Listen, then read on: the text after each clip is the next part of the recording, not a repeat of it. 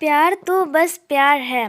सांवला सलोना चेहरा, तीखे नैन, लंबे बालों वाली ये भला है कौन जो पूरे शादी में बस काम में लगी हुई है।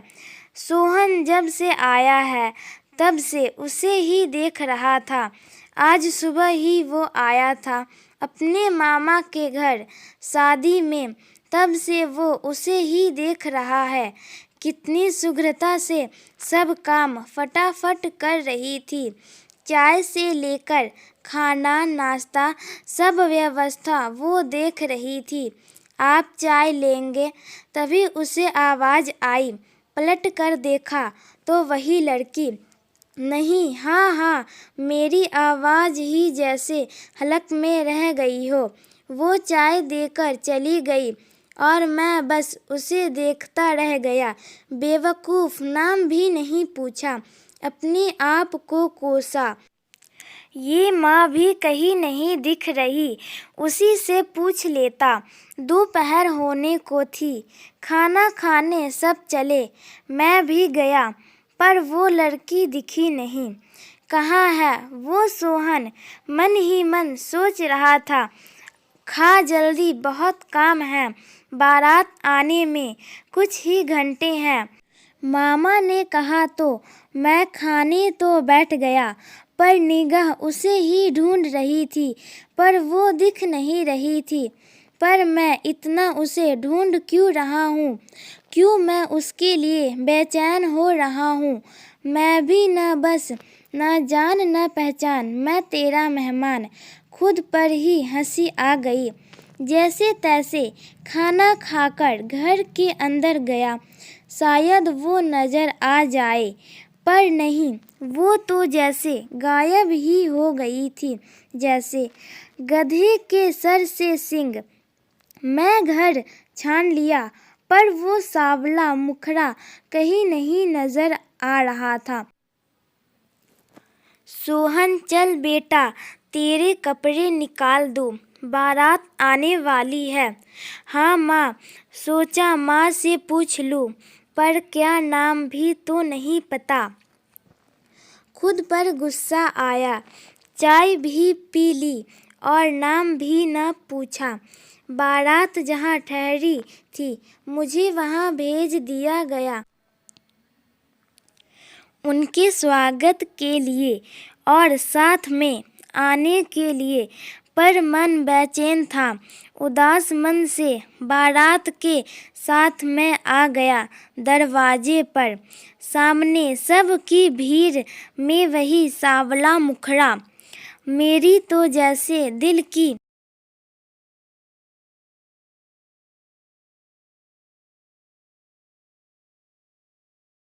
धड़कन ही रुक गई। लहंगे में लंबी चोटी, फूलों का गजरा और खूबसूरत नजर आ रही थी वो। मैं तो बस देखता ही रह गया था। इस बात से बेखबर कि माँ सब मेरी नज़रों को भांप चुकी थी।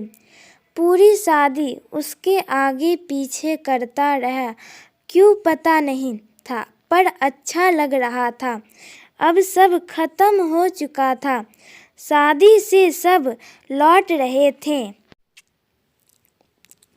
और मैं बस एकटक उसे देख रहा था, और वो भी मुझे। वो भाप चुकी थी। सोनल नाम था। सब बारात को आराम से बैठे बात कर रहे थे। सुबह हमें निकलना था, वो भी सुन चुकी थी और उदास थी। मेरी तरफ देखकर नजरें छुपा लेती थी। सब ऊपर थे। मैंने हिम्मत करके उसे नीचे आने का इशारा किया और नीचे आ गया। वो भी आई, शर्म चेहरे पर साफ दिख रही थी। मैंने कहा, मैं सुबह जा रहा हूँ, तुमसे कुछ कहूँ? उसने हाँ में सिर हिलाया।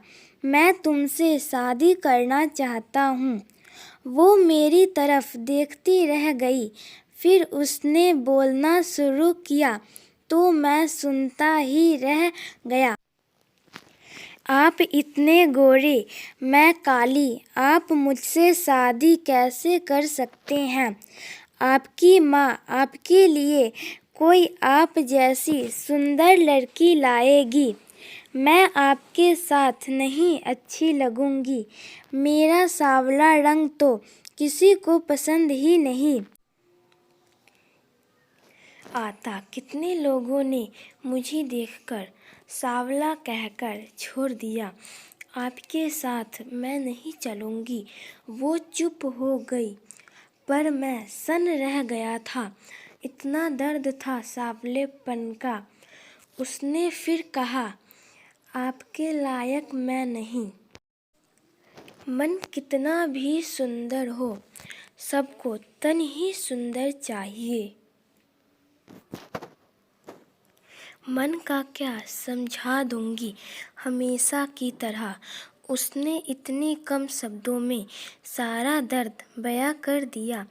पहले तो सिर्फ सांवला मुखड़ा मुझे भाया था, पर अब उसकी मन की सुंदरता भी भा गई थी।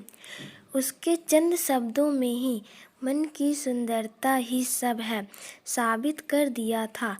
मैं बस तुम्हें चाहता हूँ, तुम क्या चाहती हो? उसने हाँ में सिर हिलाया। बस मुझे सारे जहाँ की खुशियाँ मिल गई। वो सांवला मुखड़ा मेरे और करीब आ गया था। मुझे जैसे जमाने की हर खुशी मिल गई थी। आज मन में आ रहा था जोर जोर से मैं भी गाऊं। सांवली सलोनी तेरी झीला सी आँखों, इनमें ना जाने कहाँ खो।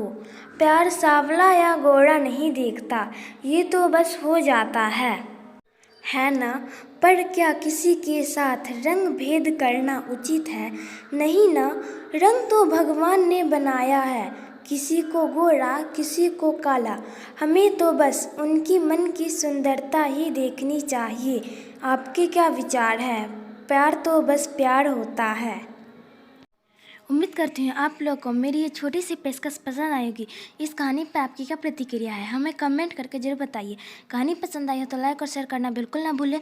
चैनल पर नया है तो चैनल को सब्सक्राइब जरूर कीजिए। कहानी सुनने के लिए आपका बहुत बहुत धन्यवाद। जय हिंद, जय भारत।